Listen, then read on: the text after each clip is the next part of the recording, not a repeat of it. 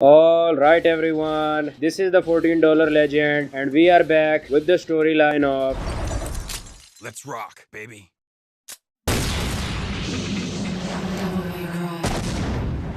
तो भाई लोगों, ये कैपकॉम की 5 पार्ट सीरीज गेम है। अब वैसे तो इस सीरीज के 1 2 3 4 5 पार्ट हैं, लेकिन अगर क्रोनोलॉजिकल ऑर्डर में देखा जाए तो सबसे पहले आएगी डेविल मे क्राई 3, उसके बाद 1 2 4 and in the and Devil May Cry 5। तो भाई लोगों, वीडियो के स्टार्ट होने से पहले एक बड़ा सा लाइक ठोक देना है, चैनल को सब्सक्राइब लाजमी करना है, ठीक है? सब्सक्राइब सबसे पहले करना है और दोस्तों में शेयर भी लाजमी करना है। तो without wasting any more time भाई लोगों, let's get right into it.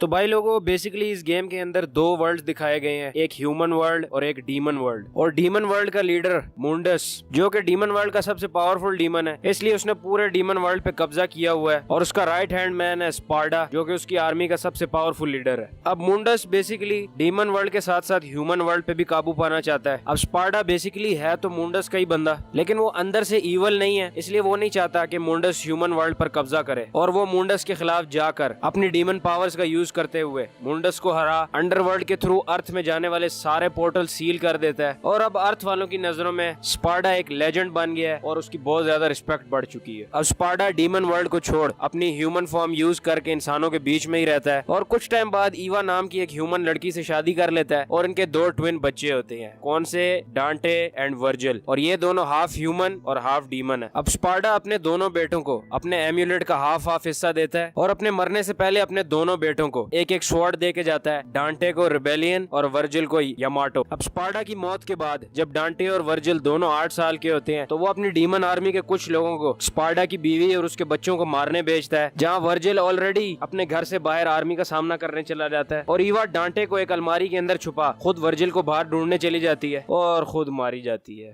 Oh my God.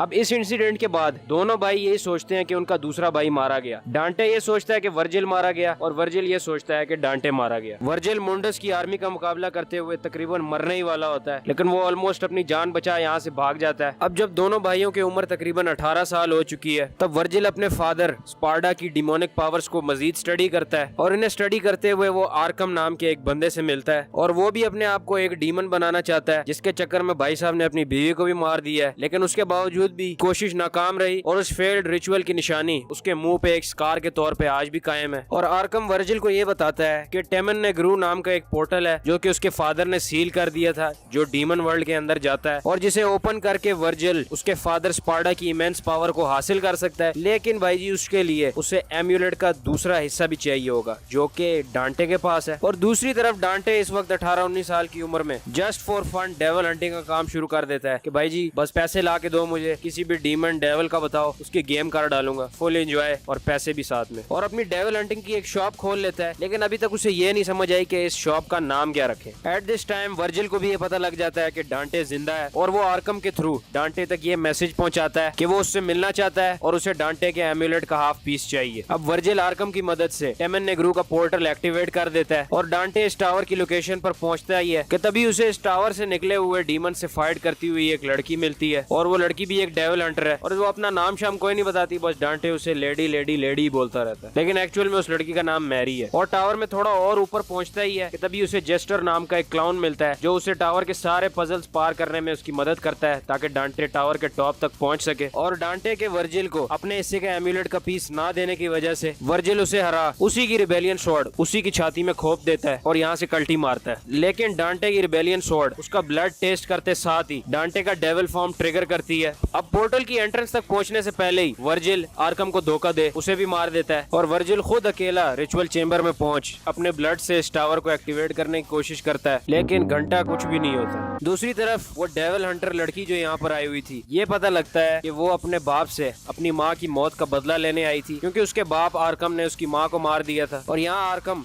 मरने की एक्टिंग करता है और अपनी बेटी से ये झूठ बोलता है कि उस वक्त उसका दिमाग वर्जिल की पोजीशन में था और उससे ये सारे काम काम वर्जिल ने करवाए हैं। अब डांटे भी रिचुअल चेंबर में पहुंच जाता है और वर्जिल समझ जाता है कि इसको ओपन करने के लिए डांटे के ब्लड की भी जरूरत है। इस वजह से अब दोनों में फाइट शुरू हो जाती है। तभी लेडी वहाँ पर पहुंच दोनों की फाइट रोक वर्जिल को मारने की कोशिश करती है और तभी वहाँ पर ये जेस्टर क्लाउन भी पहुंच जाता है और आगे बताता है कि उसी ने इन सबको यहाँ पे इकट्ठा किया है। और तब ये पता लगता है कि ये क्लाउन और कोई नहीं आर्कम ही था। और आर्कम मैरी को स्टैब कर ये बताता है कि एक आखिरी चीज मिसिंग थी जो कि था एक प्रीस्टेस का ब्लड, जो कि मैरी की वेन्स में है क्योंकि उसकी माँ भी एक प्रीस्टेस थी। और अब आर्कम डीमन वर्ल्ड का गेट ओपन कर स्पार्डा की sword the Force Edge use करते हुए स्पार्डा की डेविल फॉर्म में आ जाता है। क्या बात है जी। और अब इस हेल गेट को ओपन करने के लिए डांटे अकेला आर्कम से लड़ता है, लेकिन आर्कम डांटे पे भारी पड़ रहा होता है कि तभी वर्जिल वहाँ पे डांटे की मदद करने पहुंच जाता है। ये हुई ना बात। और दोनों भाई मिलकर आर्कम की गेम कर डालते हैं। Remember what we used to say?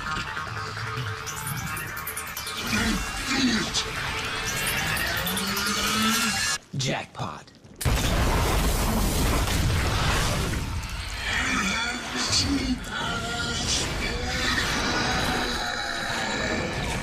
Not very classy for someone's dying words.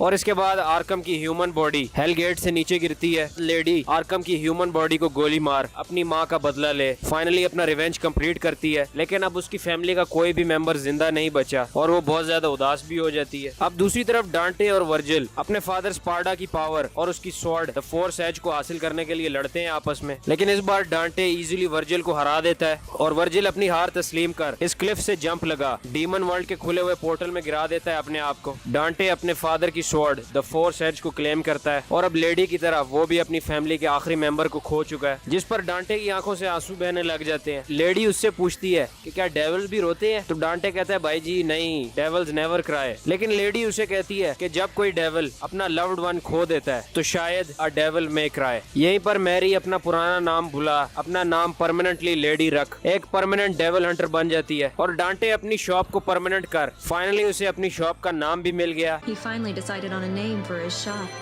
It took him quite a while to pick one. Want to know the name? Devil May Cry.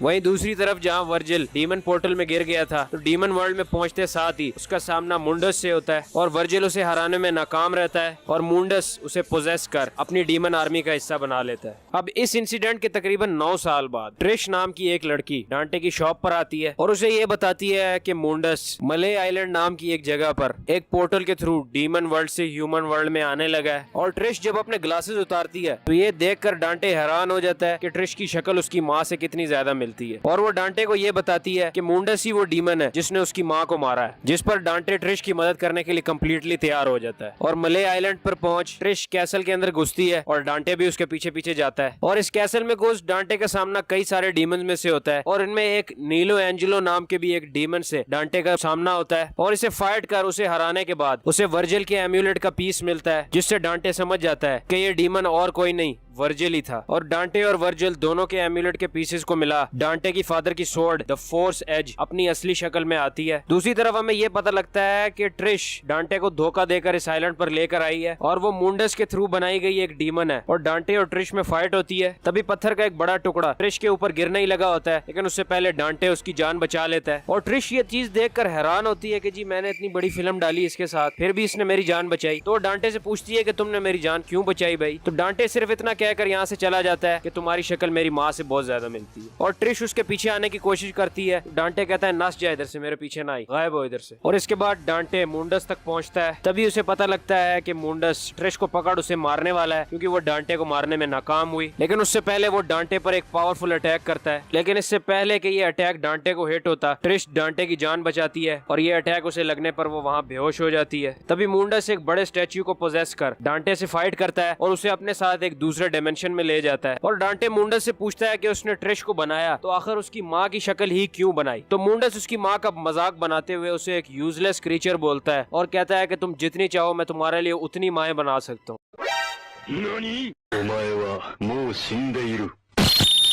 और तभी डांटे का metre short होता है और वो वहीं पर मुंडस की गेम कर डालता है। और उसके बाद ट्रिश को वहाँ पर मरा देख डांटे मुंडस को खत्म कर अपना एम्यूलेट और अपनी फादर की स्वॉर्ड ट्रिश के पास छोड़ इस आइलैंड से भागने की कोशिश करता है। लेकिन डांटे के पीछे पीछे अब मुंडस भी ह्यूमन वर्ल्ड में आ रहा है। तभी वहाँ पर डांटे को अपनी माँ की आवाज सुनाई देती है और साथ ही ट्रिश की एंट्री होती है। क्या बात है जी, मजा ही आ गया। और ट्रिश अपने हिस्से की सारी पावर डांटे को दे देती है। और फिर ये तो भाई लोगों आपको पता है कि डांटे कौन से डायलॉग के साथ मुंडस को मारेगा। It looks like we have a winner. Jackpot.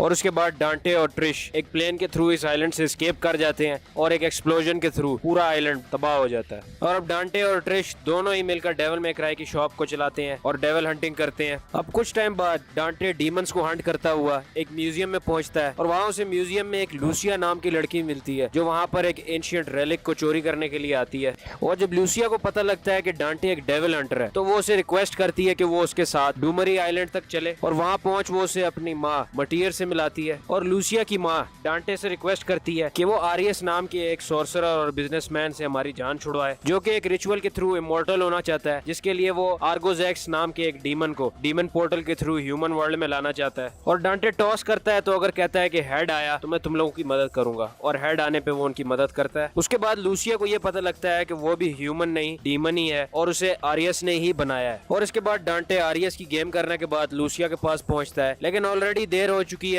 और वो डीमन वर्ल्ड का पोर्टल ओपन कर चुका है। और डांटे कहता है कि जी मैं इस पोर्टल को बंद करके आता हूँ, लेकिन लूसिया कहती है कि नहीं, उसकी जगह वो जाएगी क्योंकि अगर डांटे इस डीमन पोर्टल में गया तो यहाँ से वापस आने का कोई रास्ता नहीं है। और डांटे फिर से कॉइन उछालता है, कहता है अगर हेड्स आया तो मैं जाऊंगा, अगर टेल आया तुम जाओगी। हेड्स आता है और डांटे चला जाता है और अपना सिक्का लूसिया को दे के चला जाता है और इस डीमन पोर्टल में पहुंच इस डीमन की गेम भी कर डालता है और सक्सेसफुली ये पोर्टल बंद कर देता है। लेकिन डांटे के जाने के बाद जब लूसिया उस कॉइन को देखती है तब उसे पता लगता है कि भाई जी ये तो बहुत बड़ी गेम हो गई है। डांटे ने कॉइन की दोनों साइड्स ही हेड्स रखी हुई थी।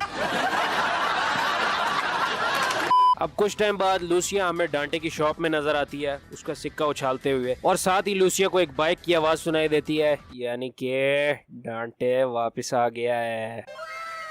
और लूसिया वहीं पे ये कॉइन गिरा दरवाजा खोलने बाहर जाती है। एंड आफ्टर सम टाइम अब लेडी भी ट्रिश और डांटे के साथ परमानेंट डेविल हंटिंग का काम शुरू कर डेविल मे क्राई शॉप का हिस्सा बनती है। और डांटे को ये पता लगता है कि फॉर्चूना आइलैंड नाम की एक जगह पर कुछ लोग उसके फादर स्पार्डा को अपना सेवियर कंसिडर कर उसे पूजने शुरू कर देते हैं और इन लोगों को ऑर्डर ऑफ द स्वॉर्ड कहा जाता है। और यहाँ का पोप स्पार्डा के लास्ट सन डांटे को कंट्रोल कर अपने पास पड़ा हुआ एक लार्ज साइज का स्टैच्यू डांटे की पावर से भर उसे पावर अप कर दुनिया पर कब्जा पाना चाहते हैं। और वर्जिल की टूटी हुई यामाटो स्वॉर्ड भी इन्हीं के पास है। और यहीं पर गेम हमें एक और कैरेक्टर से इंट्रोड्यूस कराती है, नीरो, जो कि वर्जिल का बेटा है। क्या बोला तूने? अब ये सारा कुछ इन बिटवीन हुआ कब, ये गेम ने हमें कभी नहीं बताया कि कब वर्जिल ने ये सारा गंद घोला जाके और नीरो कब पैदा हुआ, ये सारा कुछ हमें नहीं मालूम। अब वर्जिल किसी अननोन रीजंस की वजह से इस ऑर्डर ऑफ द स्वॉर्ड का हिस्सा है और बेसिकली असल वजह तो ये है कि वो अपनी गर्लफ्रेंड किरिए की वजह से यहाँ पर मौजूद है और वो भी इसी ऑर्डर का हिस्सा है। लेकिन नीरो अभी इस ऑर्डर की सच्चाई और अपने अंदर मौजूद स्पार्डा का ब्लड और अपनी सब पावर से अनजान है। अब डांटे भाई यहाँ पे पहुंच अपनी मस्त सुपर हीरो लैंडिंग करने के बाद इस पोप की गेम कर डालते हैं और नीरो गुस्से में आ डांटे और नीरो की लड़ाई होती है।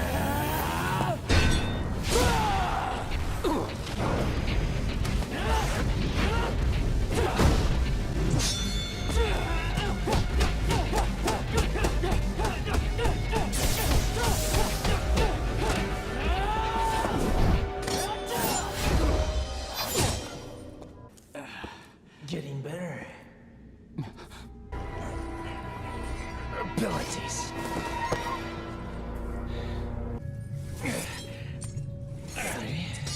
Come to learn the meaning soon enough. But business beckons. Hey! Adios, kid. और डांटे जैसे ही यहाँ से भागता है तो ये ऑर्डर वाले नीरो को डांटे को पकड़ने का टास्क देते हैं। नीरो डांटे को ढूंढता हुआ ऑर्डर की रिसर्च लैब तक पहुंचता है जहाँ पे उसे यहाँ का रिसर्चर एग्नेस मिलता है और तब उसे ये पता लगता है कि उसने अपने ऊपर एक्सपेरिमेंट कर अपने अंदर डीमन पावर्स डाली हुई हैं और नीरो ये सच्चाई बाकी लोगों तक ना पहुंचा सके, इसलिए वो उसे मारने की कोशिश करता है। लेकिन नीरो की बॉडी में मौजूद एक डेविल आर्म होने की वजह से वर्जिल की टूटी हुई स्वॉर्ड फौरन से रिएक्ट करती है और नीरो अपने फादर की पावर को इनहेरिट कर हाफ डेविल फॉर्म ट्रिगर करता है। एग्नस यहाँ से भाग डीमन पावर्स के थ्रू सैंक्टस को दोबारा से रेजरेक्ट करता है और डांटे नीरो को बताता है कि ये स्वॉर्ड उसकी भाई की है, लेकिन उसे कहता है कि यूज कर ले, कोई इशू नहीं है, क्योंकि अंदर ही अंदर डांटे समझ जाता है कि नीरो वर्जिल का बेटा है, लेकिन ये बात अभी भी नीरो पर डिस्क्लोज नहीं करता। नीरो सैंक्टस तक पहुंच उसकी गेम करने की कोशिश करता है, लेकिन तभी पता चलता है कि उसने कीरिए को हॉस्टेज बनाया हुआ है। चलो जी, तभी सैंक्टस नीरो को वर्जिल की स्वॉर्ड पकड़ा देख ये समझ जाता है कि नीरो में भी स्पार्टा का ब्लड है, यानी कि अब डांटे को पकड़ने की जरूरत ही नहीं है, और वो नीरो को ही इस सेवियर स्टैच्यू के कोर में मर्ज कर लेता है। वहीं अपनी बहन कीरिए और नीरो को बचाने के लिए कीरिए का भाई क्रेडो पहुंचता है, लेकिन सैंक्टस वहीं पर उसकी गेम कर डालता है और Credo as a last death wish Dante को उसकी बहन कीरिए को बचाने का कहता है। क्या सोना लग रहा है डांटे, चेक करो यार। डांटे सारे डीमन पोर्टल्स बंद कर अपनी रेबेलियन स्वॉर्ड और अपने भाई की स्वॉर्ड यामाटो को यूज कर इस सेवियर स्टैच्यू को वीक कर सेवियर के कोर में मौजूद नीरो तक यामाटो स्वॉर्ड पहुंचाता है। If the exterior is solid,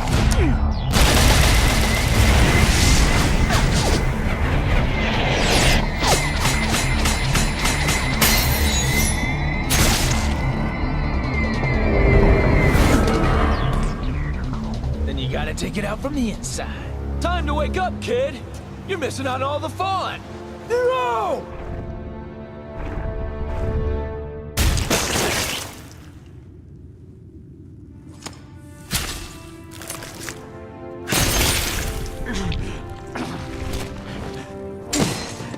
और नीरो दोबारा से ये स्वॉर्ड रिक्लेम कर सैंक्टस की गेम कर डालता है।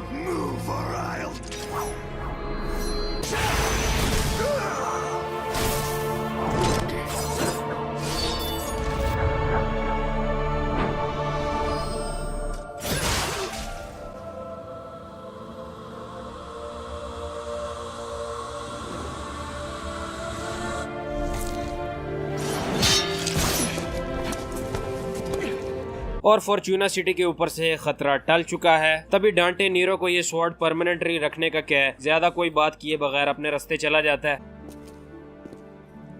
Wait. You forgot this.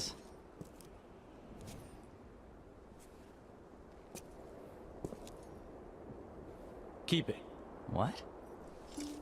I thought this meant a lot to you. That's the only kind of gift worth giving.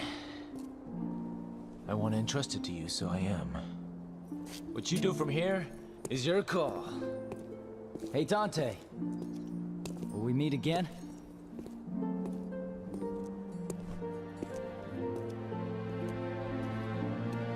और फिर ये यामाटो स्वॉर्ड नीरो के डेविल आर्म में मर्ज हो नीरो की बॉडी का परमानेंट हिस्सा बन जाती है। अब इन इवेंट्स के कुछ सालों बाद नीरो डेविल में क्राई की एक छोटी ब्रांच खोलता है, जिसमें उसके साथ निको नाम की एक लड़की होती है, और बेसिकली जिस औरत ने डांटे की 2 पिस्टल्स इबनी एंड आइवरी बनाई थी, निको उसी की पोती है। और भाई लोगों, जैसा कि आप देख सकते हैं, कैपकॉम ने डेविल में क्राई 5 में नीरो को एक बहुत ही घटिया लुक दिया है।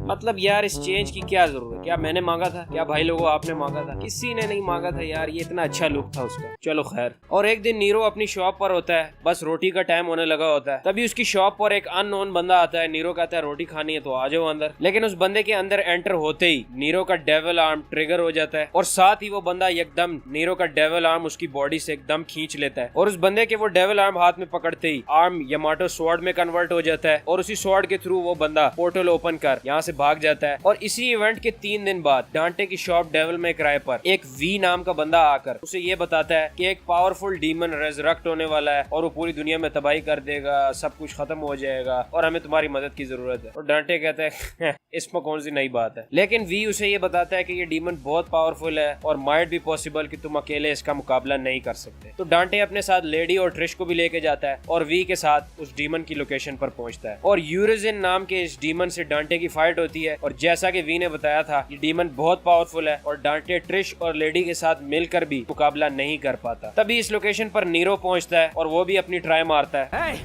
jackass! Did your mother ever teach you it's not nice to steal?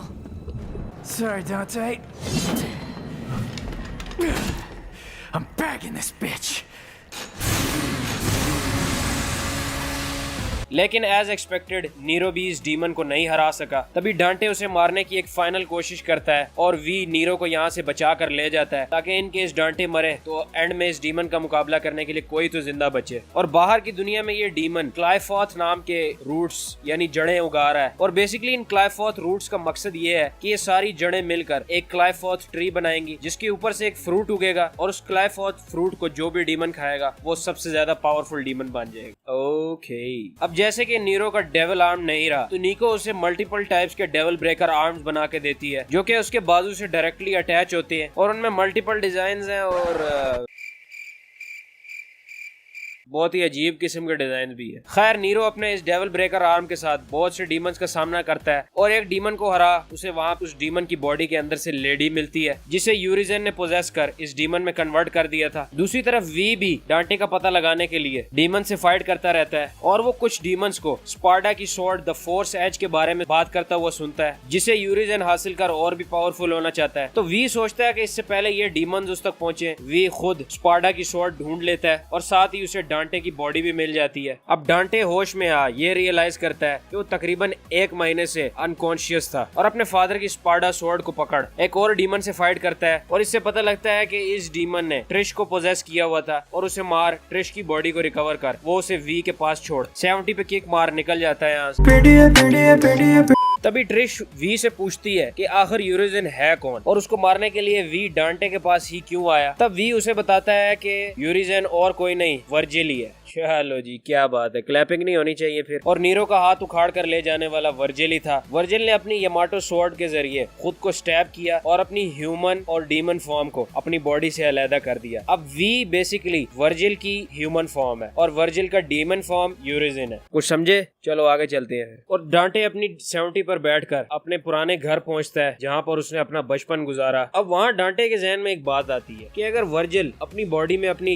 Yamato sword घुसा अपनी डीमन और ह्यूमन फॉर्म को अलग कर सकता है तो उसके बाप ने उसे भी तो एक रिबेलियन स्वॉर्ड दी थी। तो अगर डांटे भी अपनी स्वॉर्ड अपनी बॉडी में घुसेड़ता है तो क्या होगा? यही जानने के लिए डांटे अपनी रिबेलियन स्वॉर्ड को अपने पेट में खोप देता है और इसी के साथ ये रिबेलियन स्वॉर्ड डांटे की बॉडी में एब्जॉर्ब हो डांटे का ट्रू डेविल फॉर्म एक्टिवेट करती है। If Yamato can separate man from devil, then what about the rebellion?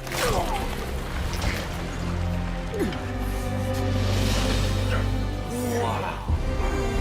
You are absorbing the Sparta!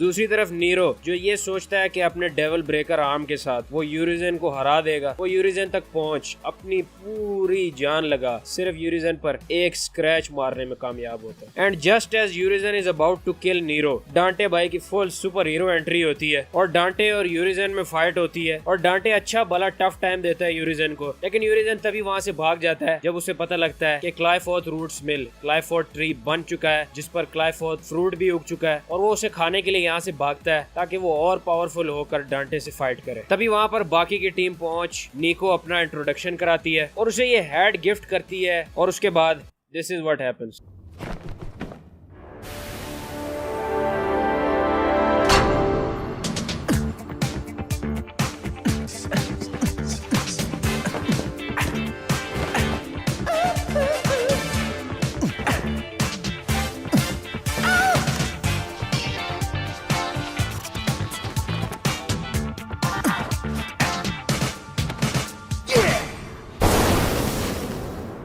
और ये नाच गाना करने के बाद डांटे यूरिजेन तक पहुंचता है और देखता है कि उसने क्लाइफॉथ फ्रूट खा लिया है और अब अच्छा भला पावरफुल हो गया है, लेकिन डांटे यूरिजेन की अच्छी भली ठुकाई करता है और उसे बिल्कुल मरता हुआ छोड़ देता है। तभी वी जहां यूरिजेन बिल्कुल मरने वाला था पूरी गैंग को धोखा देता है और कहता है कि फाइनल ब्लो मैं मारूंगा, यानी कि इस यूरिजेन को मौत के घाट मैं ही उतारूंगा। बट असल में वी अपनी ह्यूमन बॉडी को यूरिजेन डेविल बॉडी के साथ मर्ज कर दोबारा से वर्जिल बनने की कोशिश कर रहा होता है और वी यूरिजेन को फाइनल फाइनल ब्लो मार डीमन और ह्यूमन फॉर्म कंबाइन हो, वर्जिल दोबारा से रेजरेक्ट होता है। और अब इस सीन को देखने के बाद मुझे और काफी सारे लोगों को ये लगा था दोनों भाई इतने टाइम बाद मिले हैं, दोनों में प्यार भाईचारा होगा, लेकिन इस सीन को देखने के बाद ये यकीन हो गया कि ये दोनों भाई कभी नहीं सुधर सकते और दोनों आपस में फाइट करने शुरू हो जाते हैं। और यूरिजिन से लड़ा हुआ एक थका हारा हुआ डांटे इजीली वर्जिल से हार जाता है, लेकिन नीरो को यहाँ पर समझ नहीं आती कि ये सब क्या चल रहा है। और डांटे को हरा वर्जिल यामाटो के थ्रू एक पोर्टल ओपन कर यहाँ से भाग रहा होता है। तभी नीरो डांटे को कहता है कि मैं भी इसे मारने में तुम्हारी मदद करता हूँ और मैं भी तुम्हारे साथ चलता हूँ। डांटे उसे रोकता है, तभी दोनों में बहस शुरू हो जाती है और फिर वो उसे बताता है कि वर्जिल तुम्हारा बाप। Well, you can That's show not them. it, Nero. What is it then? He's your father! What? I had the feeling the first time I saw you, but I just wasn't sure. And then I saw how the Yamato reacted. And I was certain. He's your father. Now he needs an ass kicking. But I can't have you go kill your old man. Nero is shocked क्योंकि Nero बचपन से यही समझता आया था कि वो पैदाइशी यतीम है, उसकी कोई फैमिली नहीं है, नथिंग, कुछ भी नहीं। और अब अचानक से ये बाप पैदा हो गया, अब उसका माइंड ये बात एक्सेप्ट ही नहीं कर पा रहा। अब वर्जिल क्लाइफोर्थ रूट्स के टॉप पर डांटे का इंतजार करता है और डांटे वहां पर पहुंच दोनों में फाइट शुरू हो जाती है और दोनों का पावर लेवल बिल्कुल इक्वल होता है। अब बाकी की गैंग नीरो समेत यहाँ से भागने की कोशिश करती है क्योंकि पूरे शहर में क्लाइफोर्थ रूट्स फैल चुके हैं, लेकिन at the last moment Nero गाड़ी से जंप कर जाता है और डांटे और वर्जिल की फाइट को रोकने जाता है। And for some unknown reason हमें ये देखने को मिलता है कि भाई जी नीरो को कटा हुआ आर्म रिकवर हो जाता है और नीरो अपनी ट्रू डेविल फॉर्म एक्टिवेट कर डांटे और वर्जिल की फाइट को आके रोकता है।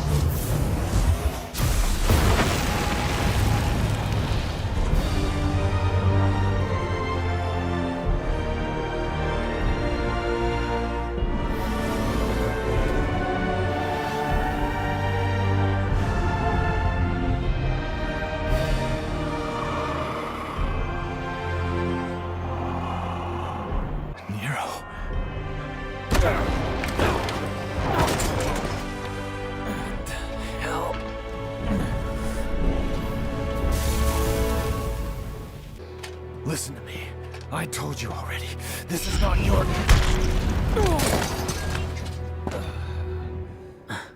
You listen, deadweight. I won't let you kill each other. There are other ways of settling your differences. I'm putting a stop. वहीं डांटे और वर्जिल ये रिवील करते हैं कि वो सिर्फ अपना स्कोर सेटल करना चाहते हैं कि किसने किसको कितनी बार हराया। वर्जिल कहता है चलो नीरो और मैं लड़ाई करते हैं और अगर मैंने नीरो को हरा दिया तो इनडायरेक्टली मैंने डांटे को भी हरा दिया। डांटे कहते हैं भाई जी मुझे कोई फर्क नहीं पड़ता, मुझे अभी चपेट पड़ी है, आई डोंट केयर। अब नीरो इजीली अपने फादर को हरा देता है and for the first time दोनों भाई अपने डिफरेंसेस असाइड रखते हुए जब ये देखते हैं कि क्लाइफोर्थ रूट्स पूरी सिटी में फैल चुके हैं तो वो क्लाइफोर्थ के डीमन पोर्टल को खत्म करने के लिए इस डीमन पोर्टल को बंद करने का सोचते हैं, लेकिन नीरो उन्हें बताता है कि तुम दोनों अगर यहाँ गए तो कभी यहाँ से वापस नहीं आ सकोगे। डांटे कहता है कोई चक्कर नहीं है, हम ह्यूमन वर्ल्ड की जिम्मेदारी तुझे देकर जा रहे हैं एंड वी आर गोइंग। और इसी के साथ दोनों इस पोर्टल को बंद कर ह्यूमन वर्ल्ड की जिम्मेदारी नीरो को दे। अब नीरो डेविल में क्राई शॉप चलाता है। दूसरी तरफ ये दोनों भाई क्लाइफोर्थ पोर्टल के अंदर भी अपनी बगैरतियों से बाज नहीं आते और फिर से लड़ने लग जाते हैं कि जी मैं पावरफुल हूँ, मैं पावरफुल हूँ। तब यही देखने को मिलता है कि इन दोनों का पावर लेवल बिल्कुल सेम है। और अब गेम जैसे ही एंड होने लगी है फिर इस डायलॉग के बिना तो मजा आना नहीं वाला जो कि डांटे हर गेम के अंदर बोलता है, इसलिए इसको ऐड करना लाजमी था। Don't you dare say it's jackpot! और इसी के साथ भाई लोगों डेविल मे क्राई सीरीज की पूरी स्टोरी हो गई खत्म। भाई लोगों ये इस चैनल की अब तक की सबसे बड़ी वीडियो है। भाई की मेहनत इसमें बहुत ज्यादा लगी है, पांचों की पांचों गेम्स का एंड भी करना पड़ा है, footage, recording, then editing, voice recording, बहुत मेहनत लगती है भाई लोगों। लेकिन in the end video post करने के बाद जब आप में से किसी भी भाई का एक भी अच्छा कमेंट आ जाता है ना, बस उसके बाद पैसे पूरे हो जाते हैं। लेकिन उसको देखने के बाद जब ये पता लगता है कि सब्सक्राइब किसी एक ने भी नहीं किया, बुरा लगता है, दिल से लगता है भाई। इसलिए भाई लोगों सब्सक्राइब लाजमी करना है, वीडियो को अपने दोस्तों में शेयर लाजमी करना है। और मैं मिलूंगा आप लोगों से नेक्स्ट वीडियो में। नेक्स्ट वीडियो 2 गेम्स पर होने वाली है, असैसिन्स क्रीड 4 या फिर राइज सन ऑफ रोम। दोनों ही बहुत कमाल की गेम्स हैं। तो भाई लोगों कमेंट सेक्शन में लाजमी बताना जिस गेम को वोट ज्यादा मिलेंगे नेक्स्ट वीडियो उसी के ऊपर आएगी। और मैं मिलता हूँ आपसे नेक्स्ट वीडियो में। टिल देन भाई लोगों signing off.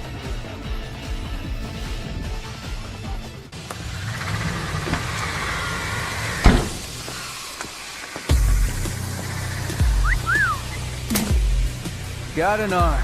You're good. It's a prototype, and this is the perfect place to test it out. Look, you're gonna use it, and it's It's a work of art. Gotcha. and it ain't complete without you. Well, how sweet.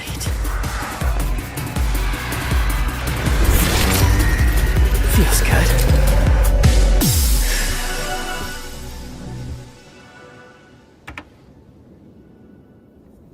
You'll get fixed as soon as we get back. So, Devil's Cry, huh? Let's hear what that sounds like!